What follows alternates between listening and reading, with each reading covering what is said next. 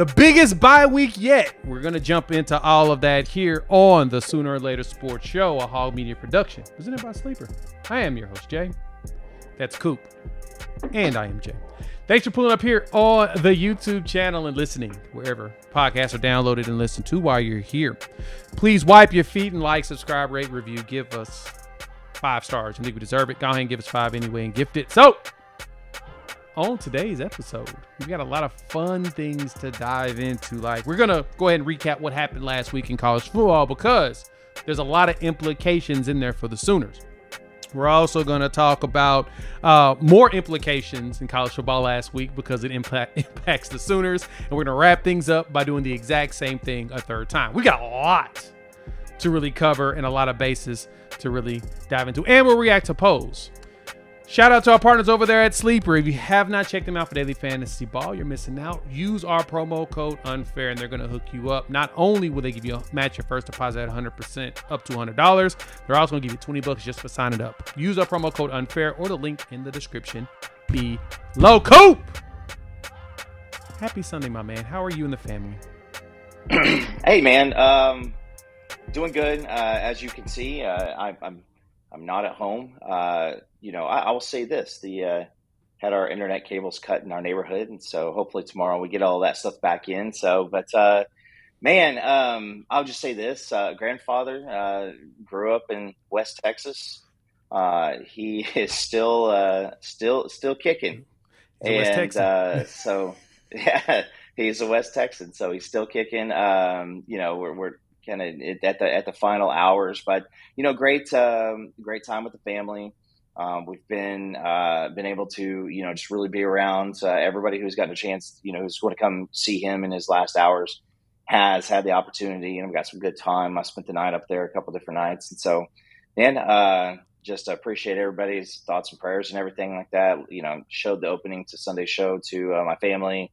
And, they were all definitely blessed by that. And, everybody who has sent them out in the socials too. I just appreciate everybody.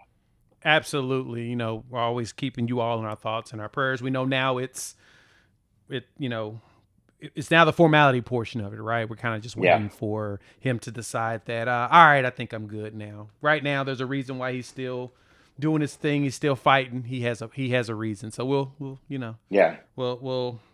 just pray for, like I said, your family's comfort and his. Shout out to all y'all for, of course, showing Coop the love and making sure you're keeping him and Coach Powers and that family all in your thoughts and prayers. College football was a busy weekend, Coop.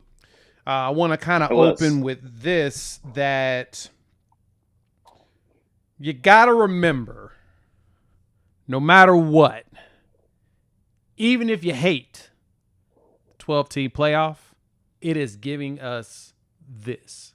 It is giving us a lot of drama going into the last few weeks of the season.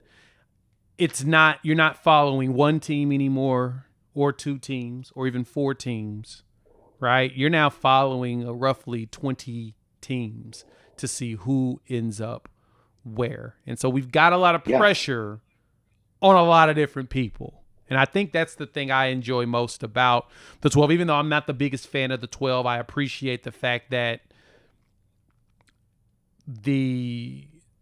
we're dealing with a lot of teams that are still in the hunt. And so every game matters. It's the easy way to do things is to just go undefeated. And if it was that easy, everybody would really do it, right? Like, you've only got 3 undefeated teams right now in college football: Ohio State, Indiana, and Texas A&M. It's a little hard to do. Yeah. So we're now here. So we look at last weekend's games, Coop. I think the most important ones to really point out: Indiana barely beats Penn State 27-24. I do feel like that's going to make an adjustment for them. Texas A&M put the work on Missouri 38-17. And I think that game, to me, probably has one of the bigger implications for, let me pull it up, for Oklahoma. You've also got Bama surviving LSU. A little weird, but they survived LSU on that. BYU getting cooked by Texas Tech, which that means to me BYU should see a drop. Yeah. And both of the ACC teams that's supposed to be going for the championship get knocked off, which 14 and 15 drops them. Vandy surviving Auburn, which will give them a slight boost. So where do you want to start, Coop? Which game is the one that makes you jump out your chair and get you excited? I mean, first of all, I say, yes, Jay, I have to agree with you about, the 12-team college playoff. Why else is the college football fan losing their dang minds on a Friday, November 7th, watching Memphis, go down? And everybody's like, really, this is who we had in like just 2 days ago so like, this is what we asked for. I mean, it's much better than going, hey man, there's two teams that are still, going to have something to play for. What are you in Indiana and Ohio State and potentially A&M conversation if we're still doing the two teams. So I'd like to start in Indiana because I like that. I'm not a believer in Indiana. Ooh. And I haven't been like, I watched what they did when they played Iowa, and I believe that was 20-15. This game, they really, I mean, Penn State, that's why they're 3-6 and without a head coach right now, is they haven't been able to do these things. They're playing, a freshman quarterback out there. I mean, they win on a toe tap at the end of the game, right? And so you're seeing that Indiana high flying, going crazy offense doesn't really show up and show out against teams that actually could play anything resembling defense. I mean, they didn't exactly light it up against Oregon. Didn't light it up against Iowa. Now, did they win the games? Yes, Jay, they won the game. And that little zero on the right side, that's the most important part. But I will say, the game-winning catch, I'm glad it wasn't some kind of like controversial rub route to where a dude goes running into the end zone. One of the two best catches, two of the best catches I've seen in college football this year on back-to-back plays. You got the big dude on the sideline, catches it, full extension, and then obviously the back of the end zone for the end. But it's they survived. Yeah, that's true. No, you're not wrong. For me, when it comes to Indiana, and I guess the argument where I would go on the opposite side of the sphere for you is that, they beat Oregon 30-20, so it was kind of a little bit better of a game than I anticipated. They beat the crap out of Illinois when they were ranked, but we had questions about why the heck Illinois was ranked so high, but they beat the dog out of them 63-10. Yes, they did. Iowa is known for their defense. Oregon just beat them, 16-15? Like, it's...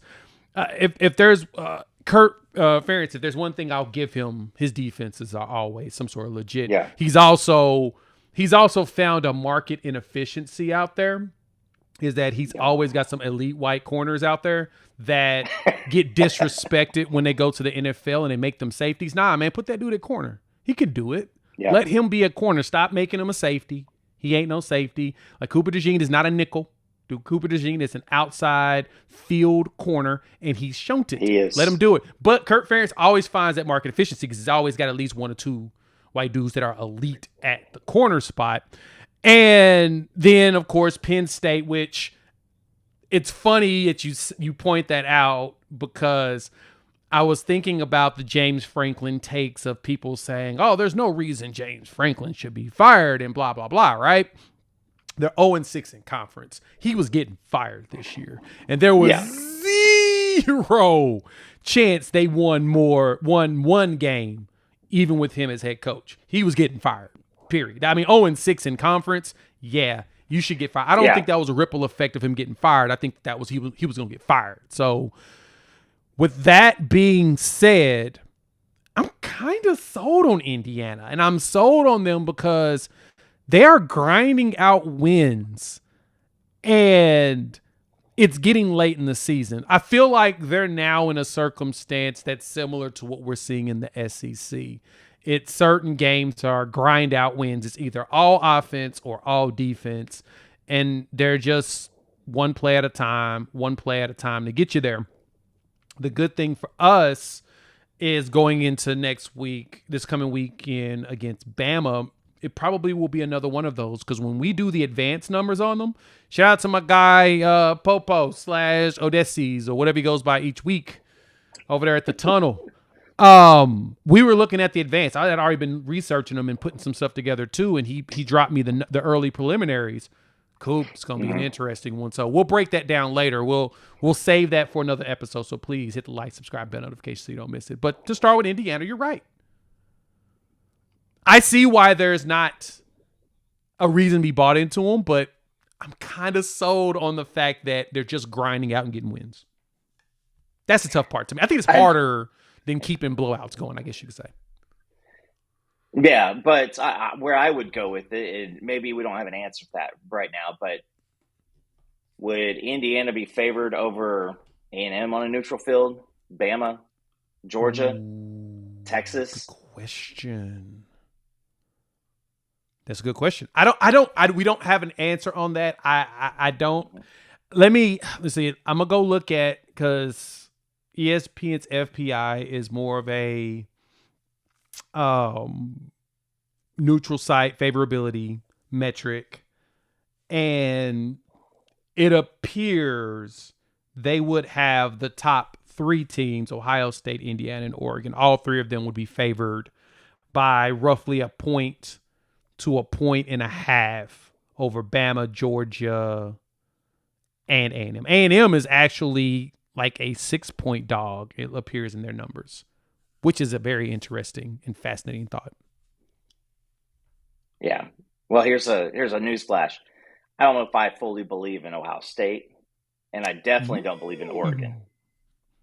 Who really believes in Oregon? Like, and it's no shade to Dan Lanning.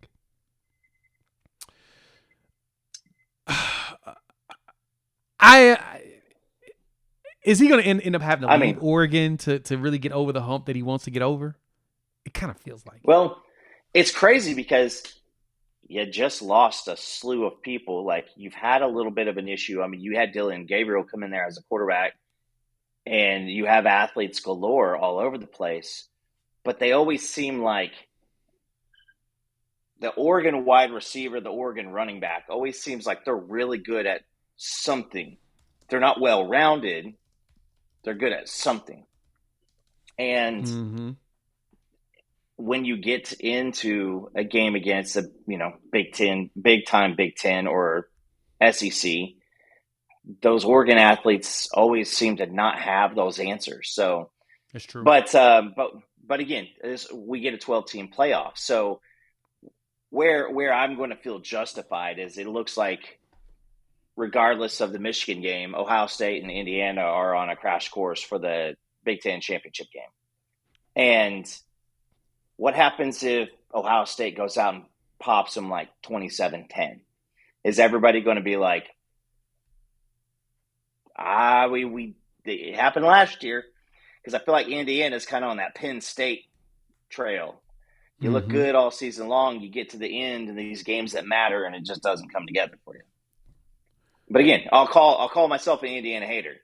I'm going to be in a show. I'm going to be in a prove it and show me type of mentality until they show it up against the. And I don't mean beating Texas Tech in a round 1 game or beating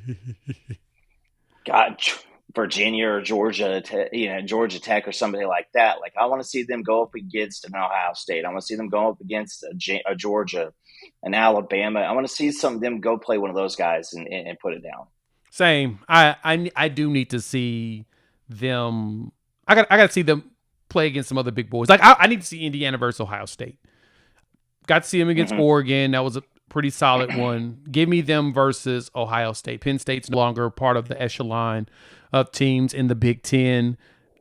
Give me that matchup. Heck, even Michigan. You know what? It'd be even interesting to see them against USC. Now, that give me some of that. You don't get much of that, though, in the Big Ten. I think that's where the big difference between the Big Ten goes with what we get here in the SEC, but I digress. That one's an interesting one. We'll see where that changes things. That Texas A&M Missouri game, though, goodness.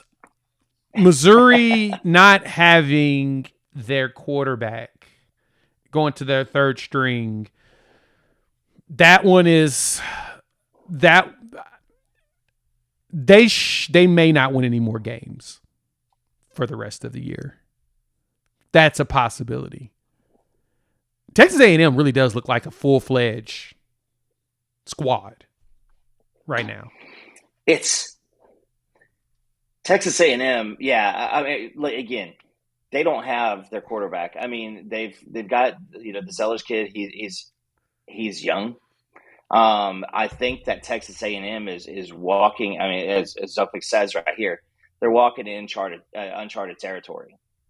But I think that they've got a lot of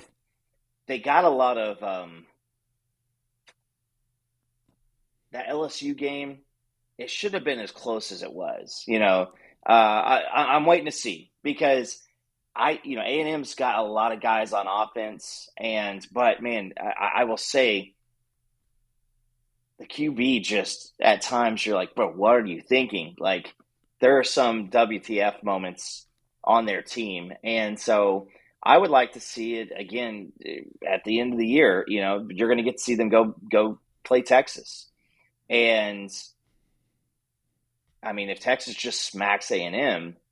I'm going to call fool's gold on A&M too. Yeah, some of their best wins. Marcel Reed has not played his best, and in some games where it's like, because to me the Arkansas win's not a good win. I mean, they won the game. That's all that matters. But 45-42, their defense failed them. Even though Arkansas offensively is absurdly talented, but 45-42 just feels like way too close for even my liking. But I agreed. LSU game was. I mean, you finish it out 49-25. You close it, but that probably shouldn't have been that type of game. And, Marcel Reed was out there, he clocked in. He put in some work, but 12 for 21, 2 touchdowns, 2 picks. I mean, we know LSU's defense, when they're at their best, they can play.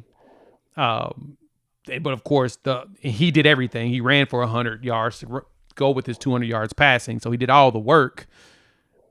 There's a lot more to be desired out of Marcel Reed right now, but he does enough to make sure he doesn't lose games for them. And I think that to me is probably way more commendable than anything.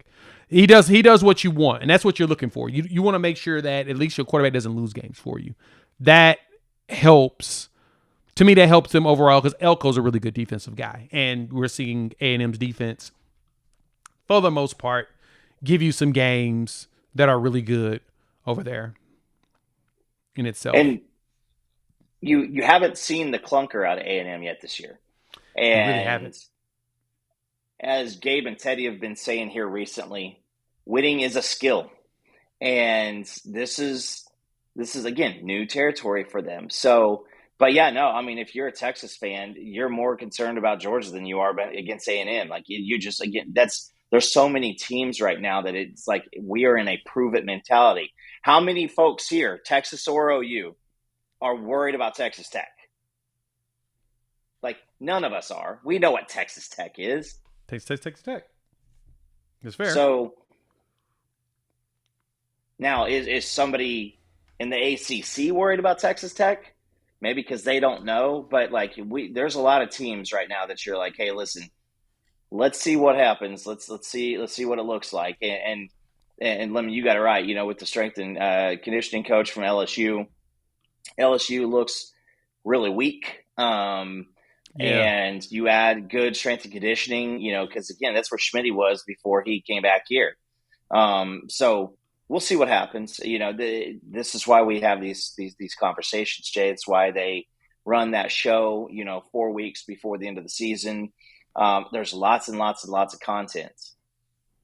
Oh, yeah, we got a lot of things to talk about. So we're going to jump into that next game because LSU-Alabama is a very interesting one because of the implications towards Oklahoma. We'll explain why. First, shout out to the partners over there at Sleeper. If you haven't checked them out for Daily Fantasy Ball, y'all know y'all missing out, man. They're the sponsor of the channel. We appreciate them showing love. So we're going to make a couple of picks here.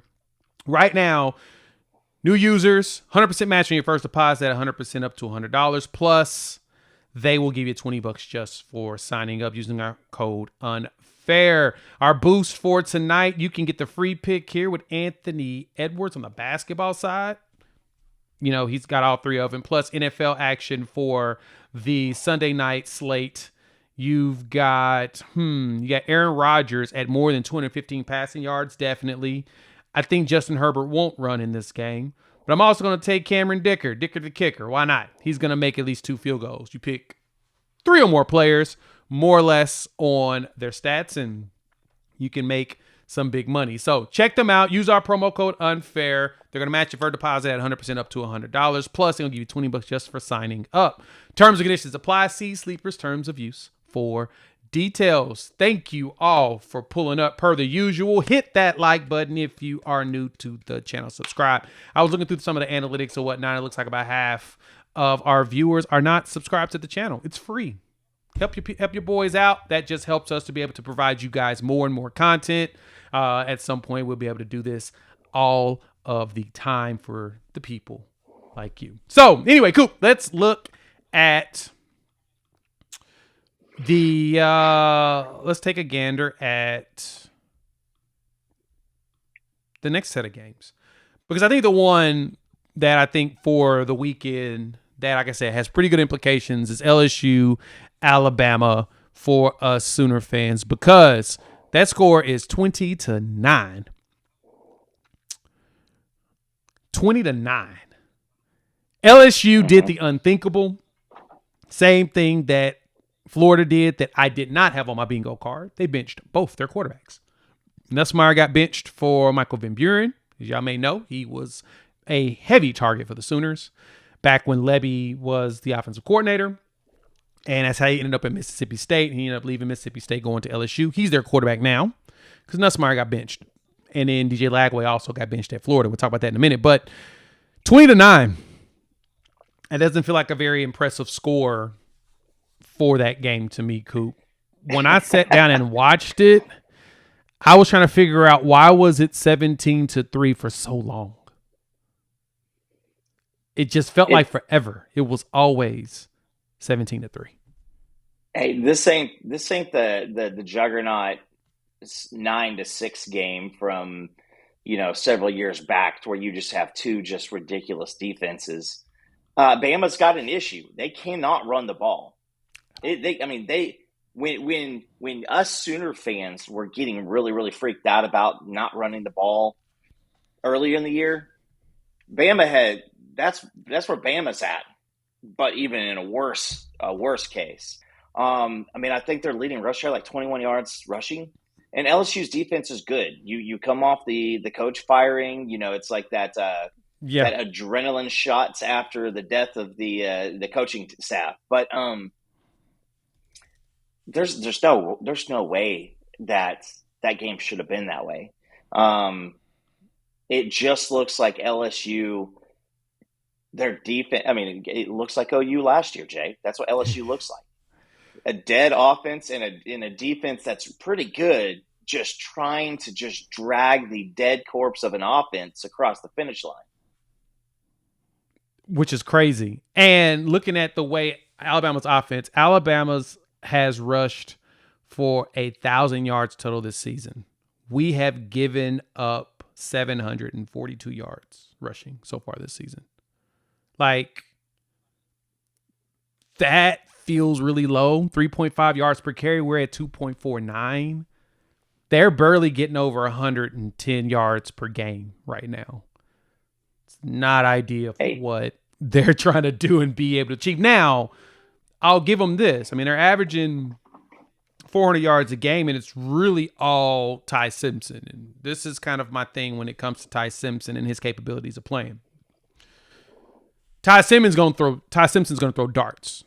He is accurate. He is a smart quarterback. He makes really good decisions, and you can see the effect of Ryan Grubb right now. This Bama team looks like Washington that went to the national championship type ever since the Florida State game. They look just like that. They weren't a big running team, but they were really good at passing. Michael Penix was basically cooking you, throwing the ball. And I always remember Michael Penix had no knees. He didn't have knees back then because of all the injuries he had when he was at Indiana or whatnot. That's what they look like. That's what they remind me of. Not even as good, because though I think that you go back to that Washington year. I mean, that was a Joe Moore award-winning offensive line. He really was. I can't remember the cat's name at running back, but I mean, dude was averaging still like 100, 115 yards a game. Like, he was running the ball well. And then you had 3 NFL wide receivers, and you've got, Ryan Williams and Jeremy Bernard. But listen, Ty Simpson it's not going to be running around. That's not going to happen.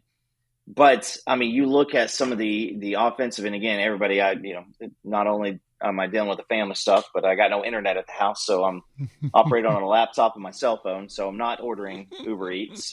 He's ordering Uber Eats. Yeah, I wish. But these are the conference games. I mean, you have leading rusher 46 yards against Georgia. Vandy, they got 136. They really balled out, but they played with a good lead there. Missouri 85. Jeremy Bernard was the leading rusher against Tennessee with 49 yards. So when your wide receiver, it's like the Wisconsin score from this week where the punter led the team in passing on one fake punt. South Carolina 26 yards and then 21 yards. So, I mean, they're not getting close to 100 yards. I mean, they're hoping for 50. I mean, they're hoping for 50 yards, and it's going to be their passing game versus our pass defense this coming weekend. But right. I don't know if now, full disclosure, did you look ahead to OU and kind of just chalk it up as a W for this LSU game? Did they just do kind of bare minimum? Like, those things are still always on the table. But no, LSU posed nothing as a threat on offense. And you can say that Alabama didn't have to press on the gas. They didn't have to get creative. They could just literally show up.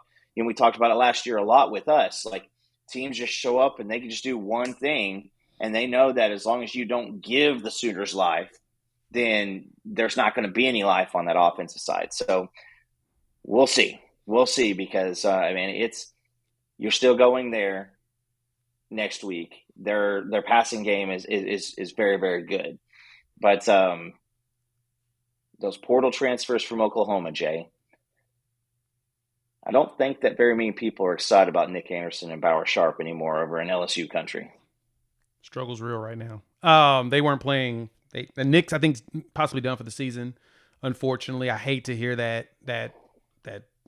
seems to happen to him. He gets hurt. Bauer Sharp had the fumble. It just like, man, it's pains me for the LSU fans that were talking smack to us all off season when we gave warnings. Dang, it seemed like Sooners were giving out a lot of warnings and nobody listened to us, but I digress. That Washington team that went to the national championship, and this is why I said this team reminds me of it, 2023, that team, Coop, how many yards per game do you think they averaged that year? That Washington team that Kalen DeBoer coached and went to national championship. How many yards per game do you think they rushed? If rushing, okay, I thought you meant total. I would say rushing. Let's go with buck 29. 118. They were 106th in the country. It looks literally just like this year's team. Spit and freaking image. Because Alabama is 120th in the country and they're averaging 111 yards. Right about the same. Difference is crazy. They're passing for a ton more. They passed for a ton more yards at Washington compared to here. But again, that's where Ty Simpson is tough. Ty Simpson is out here, like I said, he's throwing darts, and they are one of the top offenses in because passing, they asked 343 yards at Washington, but they also had those absurdly talented wide receivers. And this year they're 291. They're 14th in the country. So number 2 to number 14. This team reminds me of Washington because I think the other thing that helps them is their defense isn't awful. Their run defense is. Their pass defense, is actually pretty darn solid. So anyway, LSU though, man, I feel bad for Frank Wilson for the most part. They look bad. You had to bench Nuss. 23 for 32 in the pass game. He passed 173 yards. They only ran for 59. Caden Durham, you want to come home? I know everybody keeps tweeting that to me. Can we get Caden Durham? Can Caden Durham pull up? He had 3 carries for 4 yards in this game. Hey, I do want to say this, because I was just looking, but the cat that they had at Washington in 23 ended the season with 256, 104, 89, 82, 152. So Dylan Johnson, yeah. Yeah, Dylan Johnson. So they got their stuff together towards the end, and we're seeing 20-yard outings from Bama. But yeah, I mean, if you're LSU, Fair. You look at like an LSU, you got to look at teams like Miami, Penn State.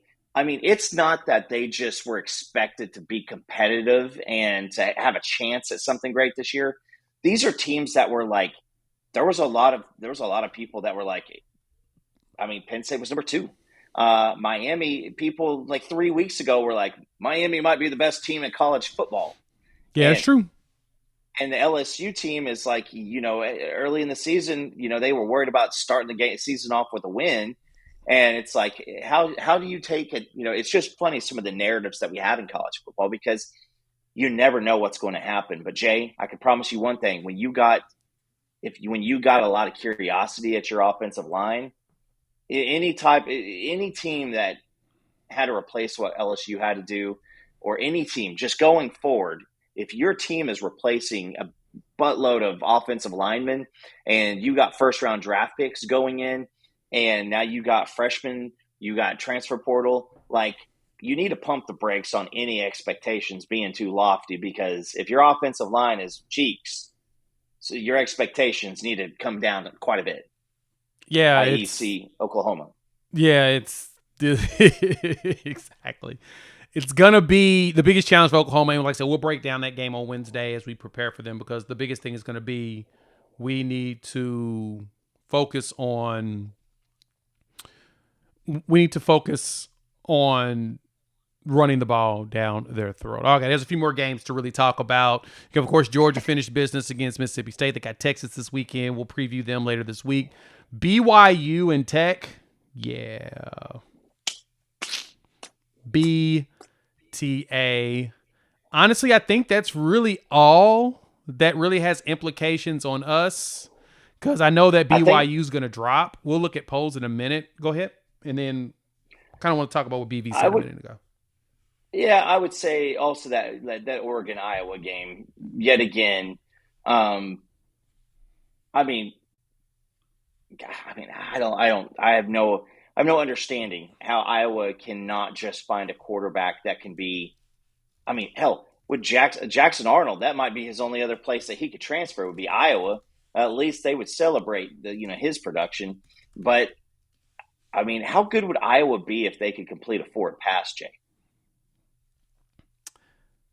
If they could do it consistently, yeah, they'd be a problem, because Kirk Ferentz's defense is always up there. It's just, I don't think people realize how hard it is to find truly competent offense in college football. Like, for real, I've come to the conclusion that it's really hard to find a quarterback. It's really hard to find a schemer that can out-scheme some of these defensive guys. I mean, Iowa literally makes teams have to readjust their entire game plan in order to win games. We've seen it. And then we've seen other teams just struggle with their ability to throw and all of it. It's crazy how hard it is when you're going up against some of these defensive brains. It's bananas. Okay. Brent Venables early this week talked about, after practice, we should be getting healthier going forward. So we want to speculate. Who is he talking about? Let's dive into it. We do that. Shout out to our partners at Sleeper. If you're not using them for daily fantasy football or daily fantasy sports in general, you are missing out. They are hooking everybody up. They're going to give you $20 just for signing up. No deposit required. Use our promo code unfair. But if you decide to deposit, they're going to give you $100 if you deposit $100. And I jump in there and I play quite often. You just pick 2 or more players, pick more or less, and you can win up to 1,000 times your money, which turns your game days into paydays. So download the app. It's one of the top apps out there. Use our promo code unfair. You're going to get $100 if you deposit $100. But if you decide not to deposit, they're going to give you $20 for signing up. New users only. Terms and conditions apply. See Sleeper's terms of use for details. Thank y'all for pulling up. Hit the like button. If you're new to the channel, subscribe. Rate, review, give us 5 stars. If you have not subscribed to the channel, it's free. We are pushing towards 20,000 subs. We are roughly about 300 away. And it would mean the world to us if you give us those subs so that we can get to 20,000 subscribers here on the channel. All right, Coop. Brent Venables talked about it was after practice because it's bye week, so he didn't have his weekly conference. The conference in preparation for game week. So he didn't have that. We didn't have an injury report this week because, of course, it's a bye week. And they had practice, I think, Tuesday, maybe Wednesday. And I think they let them loose Thursday the rest of the week to be able to enjoy having a weekend. Heck, we saw Brent Venables hanging out in Clemson. Shout out to the Clemson fans. They were in their feels because Brent Venables was decked out in Clemson gear. He was on the sideline. They were in their feelings. And I get it. I 100% get it, because why wouldn't I be in my feels about the offensive coordinator who was out there, helping us win natties, and now our team is who we are right now.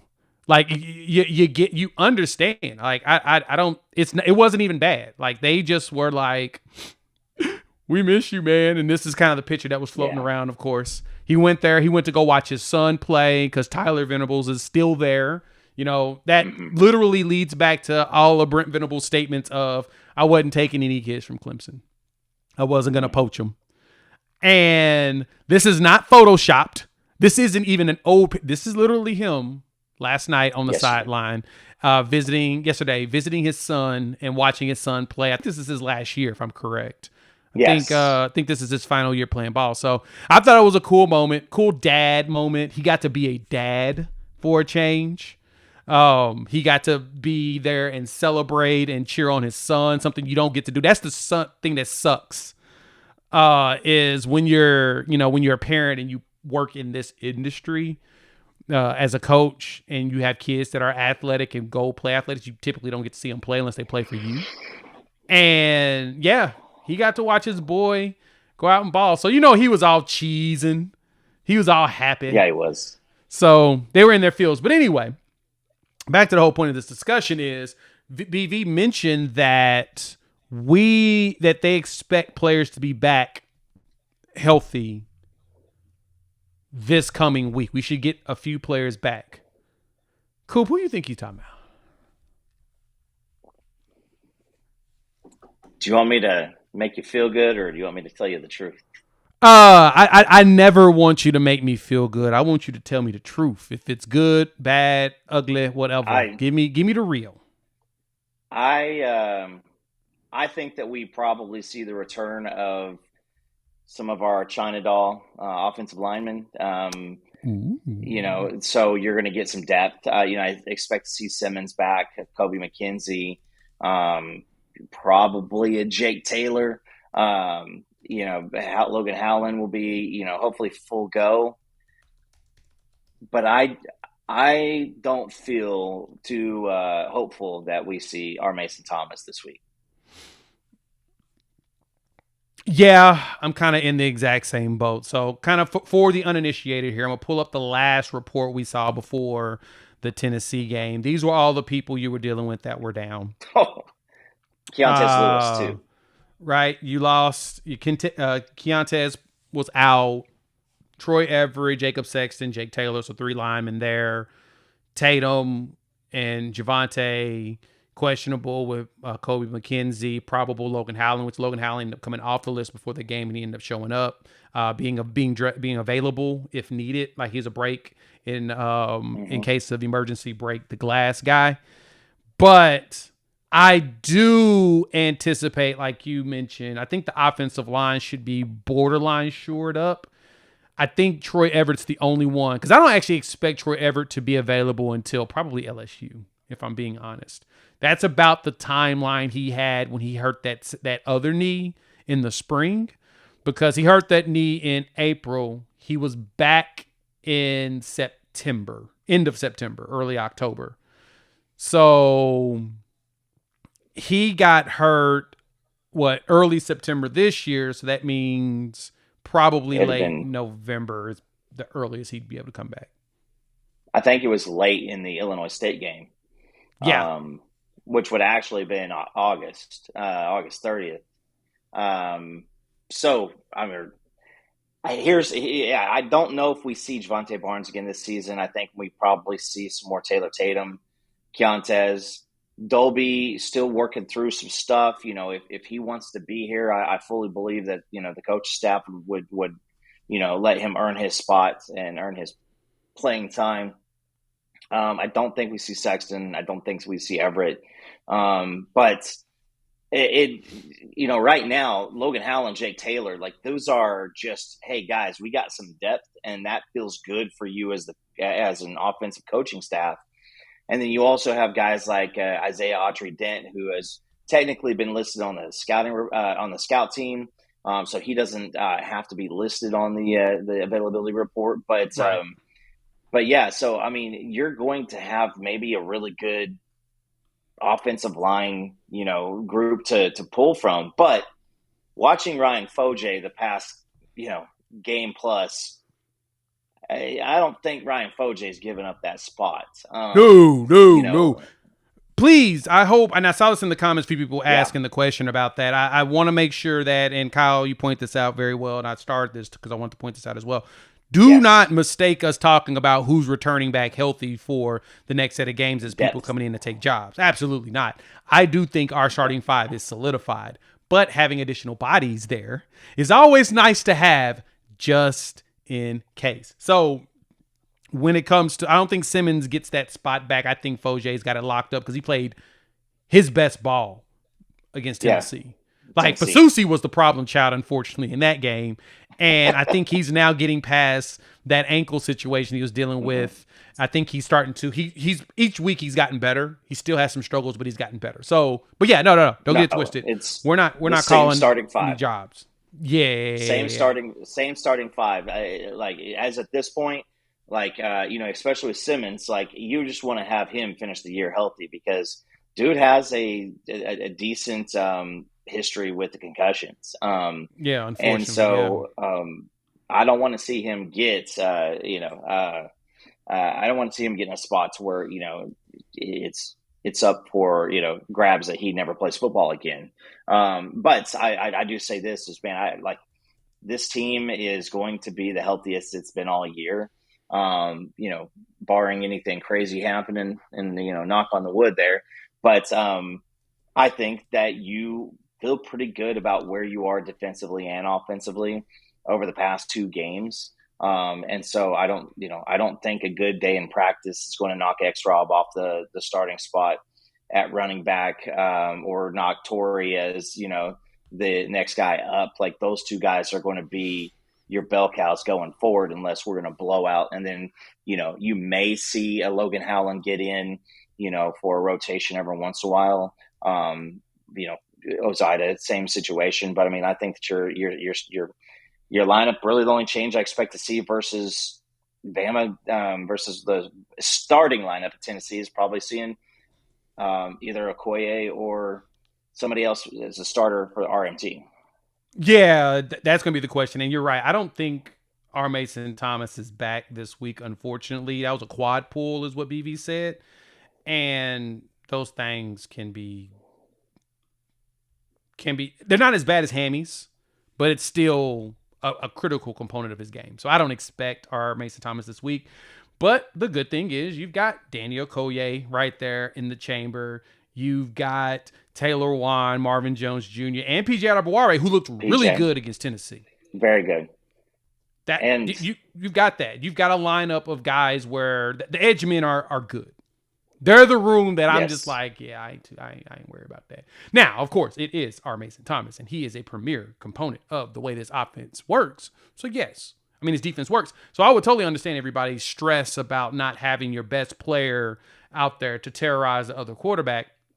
I think we'll be fine with the way that these guys go in this game, especially because you're going to be using a lot of speed anyway.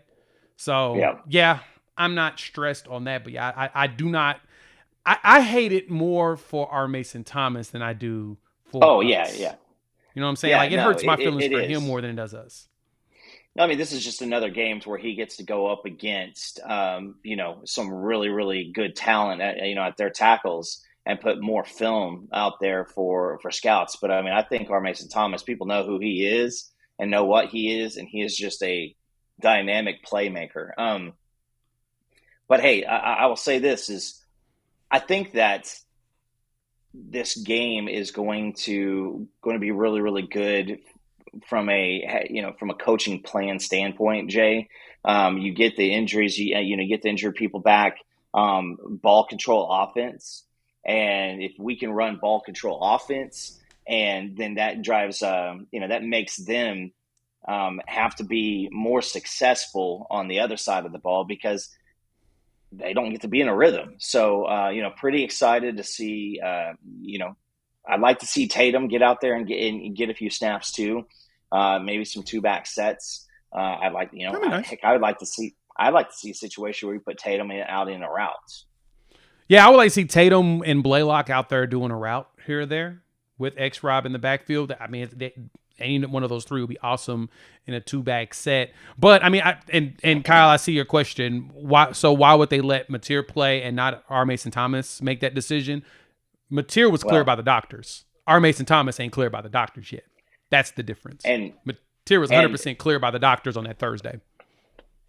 I have had a very, very, like, not tear but severe quad strain before, and you extend that one too far and that turns into a tear, and he's not seeing the field again for quite a long time. Oh, he's And out to the so, I draft.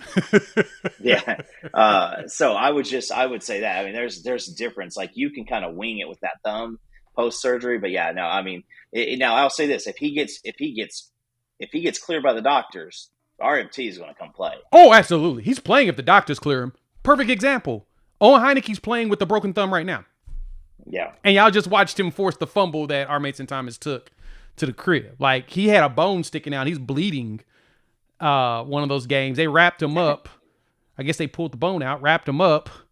And then he went back in the game with that massive, yeah. he got that massive club right now, specifically because he had the broken bone. So, but no, on the And hey, I speculation would of say, who, go ahead. look at Logan. A little bit better depth at defensive end than we have at quarterback. So, Yeah, we've got that's a big a, thing too.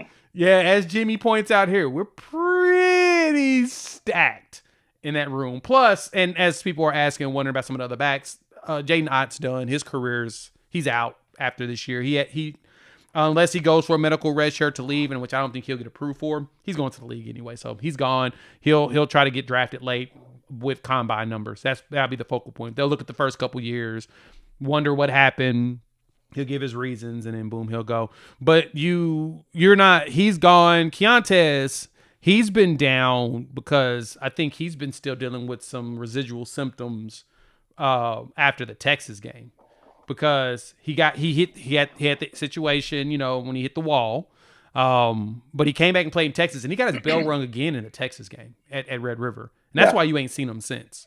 And so it's more of that was the third time actually this season he got his bell rung. Third, yeah. And so we're going to play precaution with the king. We want to make sure that he's much better, but he's out because of that. The Grant Calcaterra, the plan in effect right now. Exactly. We need to make sure that he Gucci, and I think he will see him home games. He may actually come back this week too. Don't get it twisted. I wouldn't be surprised if he found a way back on the field for this week's game. So we'll see. I don't think. Well, that's the thing is Keontae doesn't have a red shirt. He's already redshirted before. He is a super senior, so he ain't got no mo.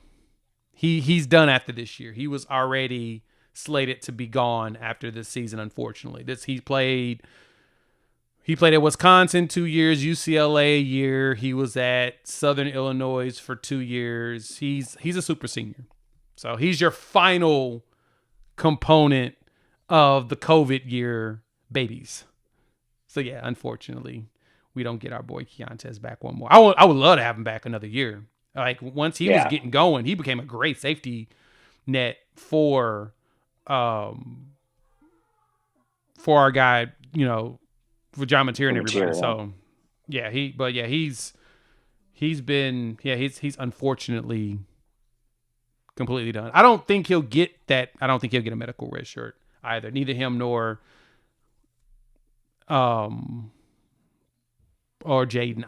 But we'll be all right. Hey Jay, I think I would say that if I'm the university, I would say Jaden Keontae, we put your medical red shirt forms in.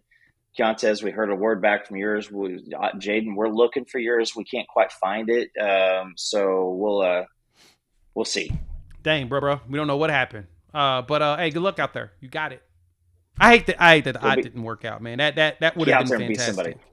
Yeah, that would have been great if that would have worked out. But hey, the good thing is we finally got healthy X-Rob, and you got to see what healthy X-Rob can do. 2 straight games, 100 yards rushing, and Torrey Blaylock should be able to hopefully add an additional hundo. Yes. Jaden Gibson should be back as well. He'll be healthy. So, if you go through a full assessment.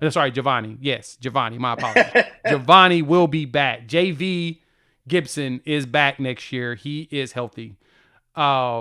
And they're going to add, of course, we're going to do a lot of shopping or whatnot to add not only pieces, but also play our own players. I think that's the one thing a lot of fans don't get about the way this staff works. And it's more so because offense, there's been so much shakeup that it's tough. But on defense, if you notice, we're not playing a whole bunch of portal dudes for the most part. I mean, you're playing Marvin Jones Jr. is getting some good snaps, and then Kendall Daniels. That's it. And Dominic Williams. There's your 3 that's on the defensive side that's really playing snaps. Everybody else is dudes that they've recruited. This staff really likes their evaluations and their players, and we're seeing the fruits of that as this defense is growing. We've got to get to that point on offense. But I'm going to warn y'all now. Once again, I've warned y'all this before. I hope y'all have been listening to me preach this to you because I've been preaching this sermon on the hilltop for a while. The offense will not be as stable as the defense because it's guaranteed the minute your offensive coordinator has really good years, he's getting another job. Can't do anything about it. Jeff Lebby had 2 years here. Made this total offense, like he was a top 15 efficiency and a success rate offense, and raw numbers, they were top 4 in the country. He got a head coaching job in the SEC. If Ben Arbuckle turns this around year 2 next year and we look absurd on offense while still having this really good defense, he's getting another job. You got him maybe 3 years. The stability will be challenging because every other team in the country, just like us, are looking for the microwave way to make our team better instantaneously. Yeah. And Brent Venables is going to live on, he's not going to be able to be like Dabo. He's going to be searching for OCs. Jim Nagy and staff's going to be looking for OCs very, very often. It's just the game's the game. Go look at everybody else. As OCs keep getting shuffled in and out, you start seeing these coaches start to struggle more and more. Stability's gone, but you're either going to be unstable on offense or on defense.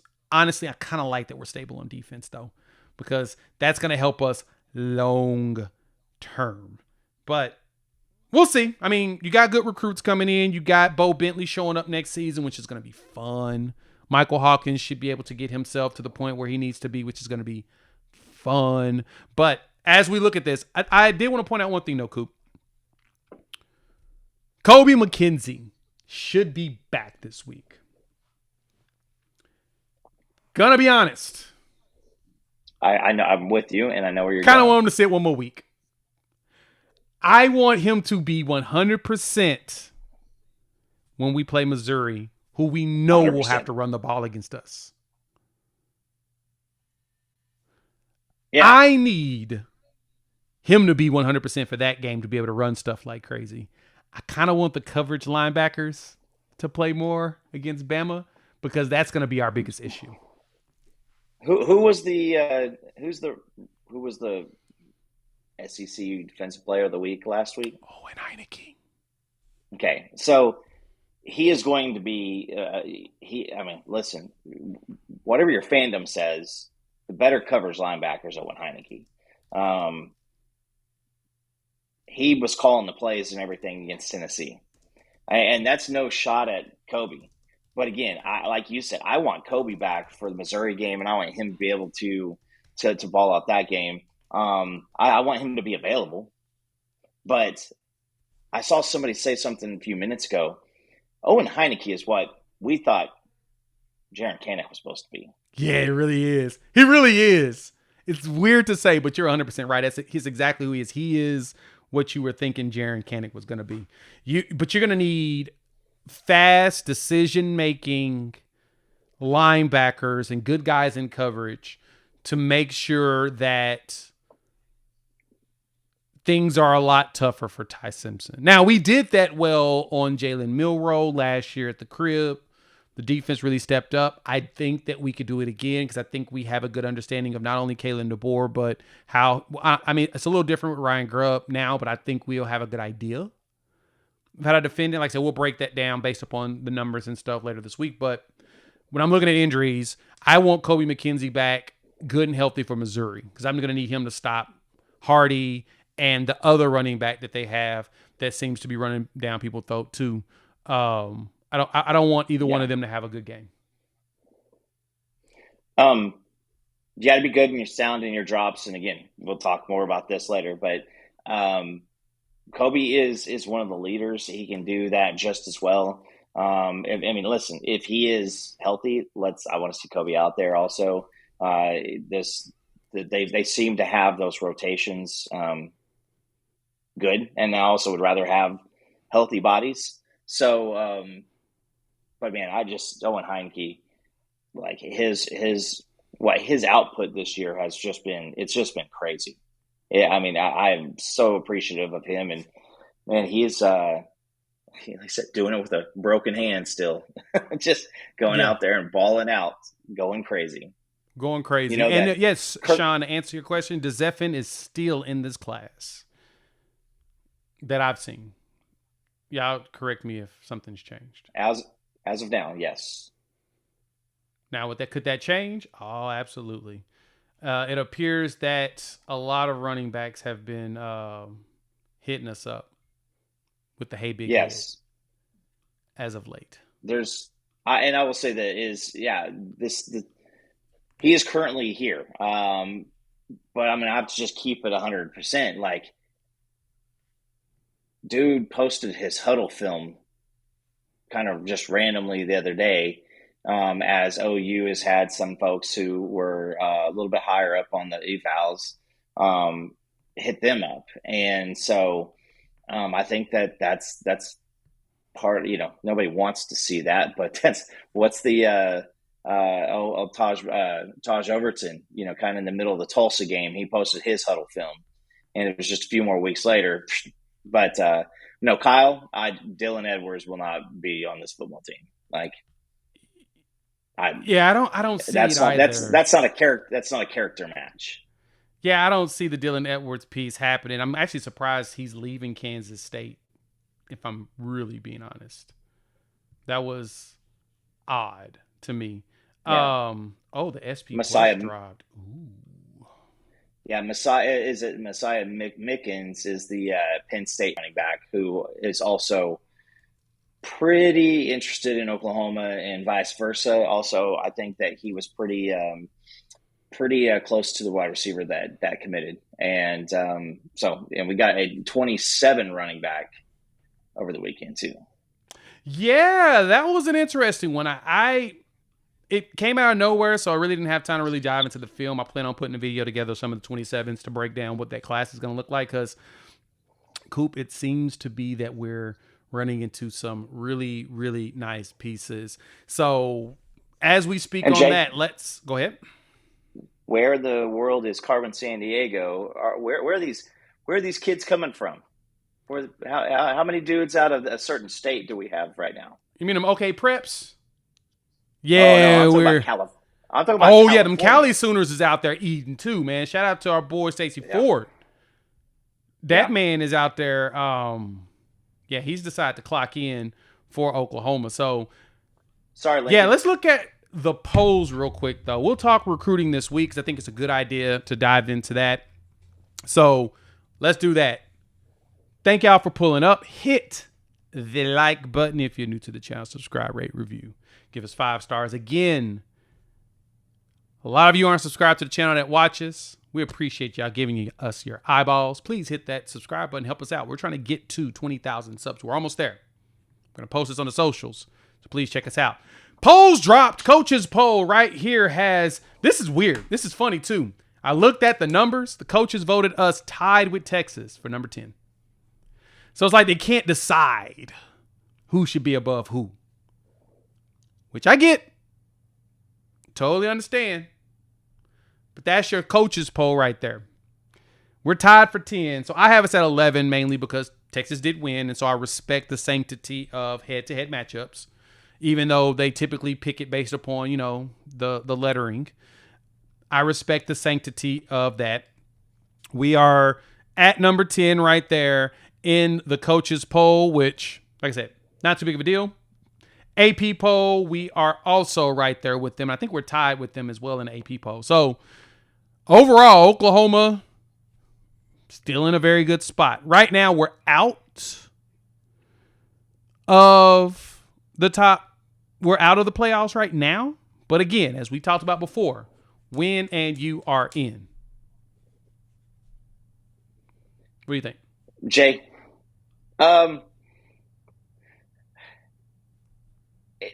narratives that you're hearing from this selection committee is just what it always has been. Hey, this is our decision. This narrative is going to fit this explanation, but then it may not necessarily fit this other explanation. I heard that they had, I think it was Notre Dame, but they struggled earlier in this game. They were missing their starting center, and that's why they ended up losing that game. And listen, John Mateer came. He played in the Texas game in Texas. It was not a close victory for Texas. I mean, it was a decisive victory for Texas. That being said, if you go towards did his injury have anything to do with it? There's that argument. Is it like our two losses are to our rivalry and the number 6 team versus Texas's loss to an unranked, uncoached Florida team, and then the number 1 team?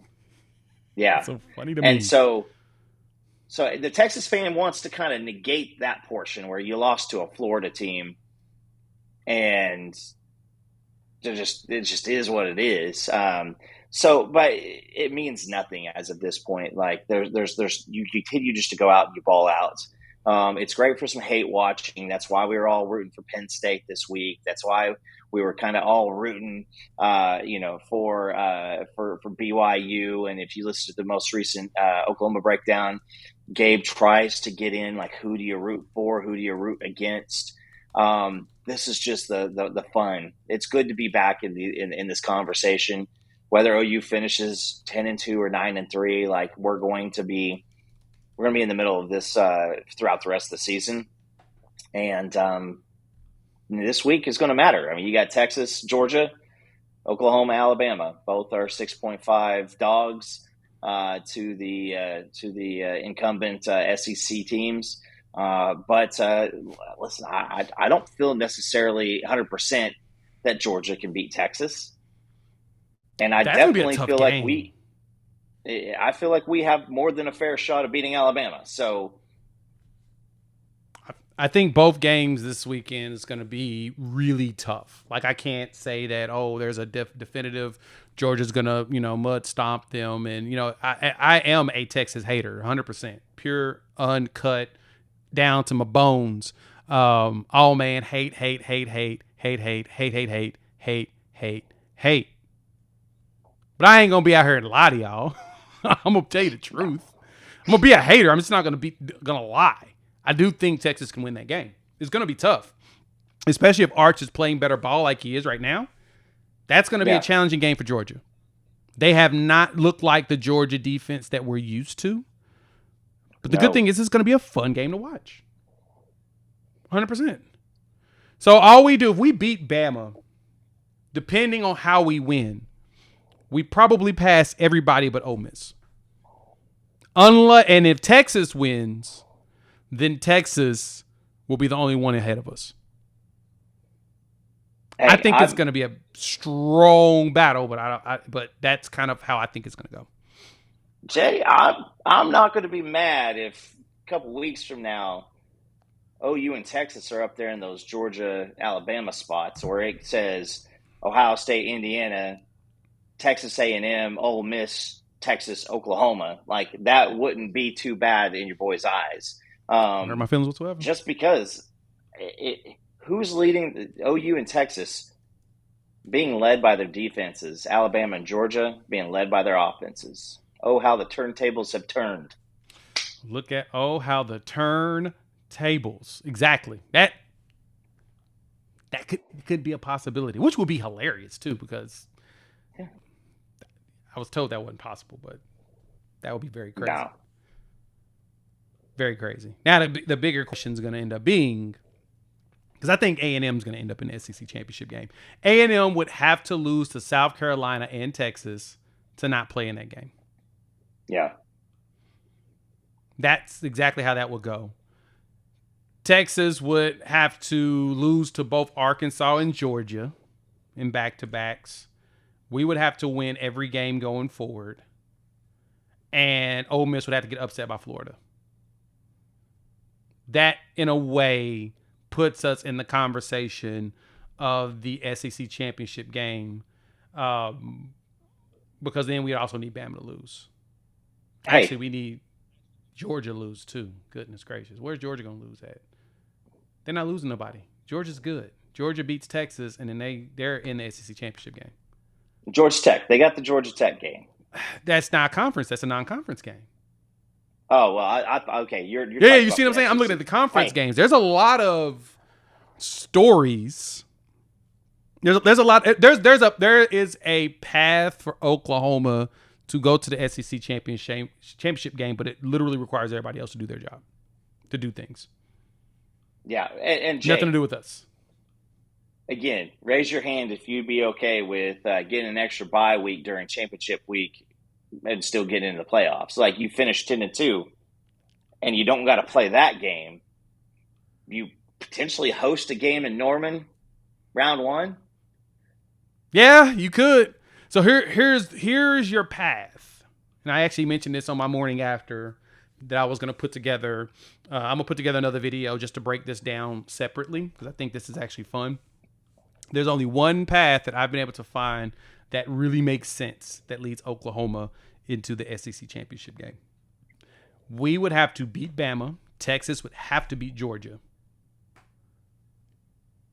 And then Texas would need to lose to Arkansas and A&M in back-to-back games.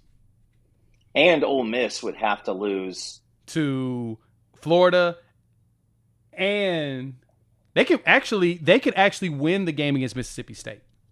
If we get into because the way this is calculated is, if we get into a 1, 2, 3, 4-way tie at 6-2 in conference, we end up at the top because we have the highest opponent winning percentage. My brain right. hurts. Yeah. Going through all of the tiebreakers, dog, it's been racking my brains.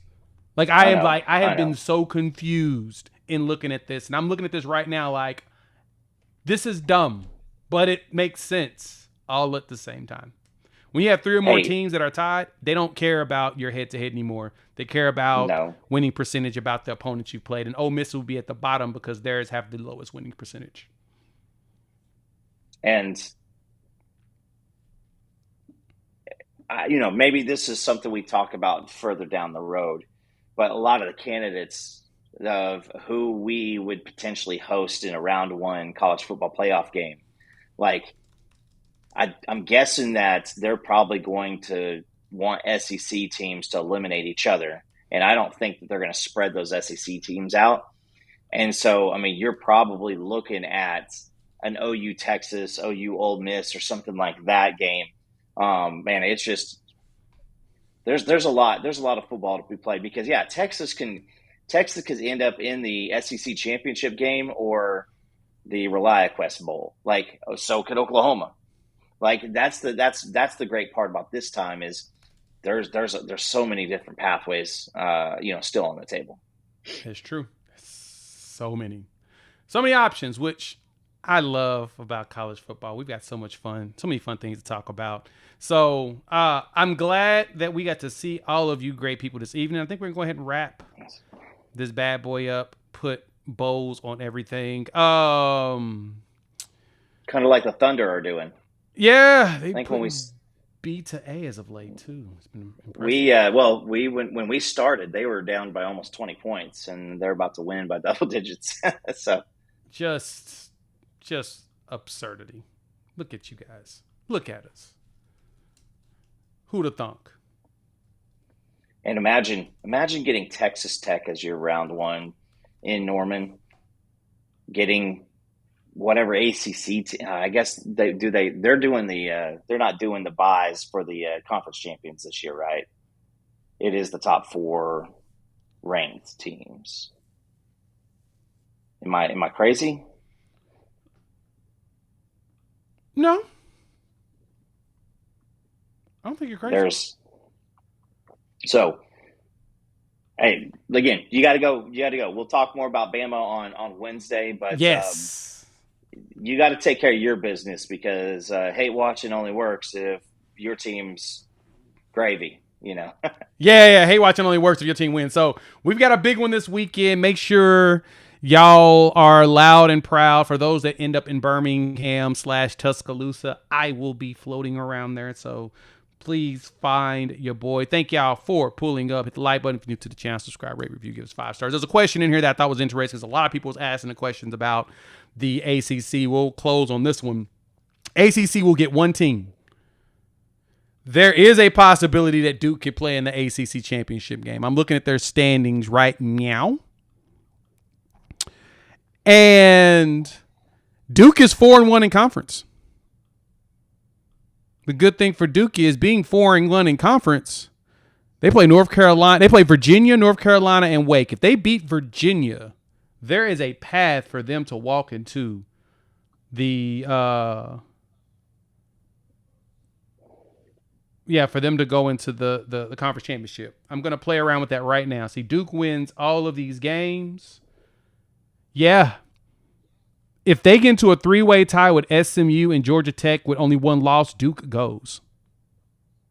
That's crazy to me. But they can. So keep your eyes open on that. We'll talk about implications on that a little bit later. So, yeah. We'll appreciate it. And, we'll see you all on Wednesday. Peace.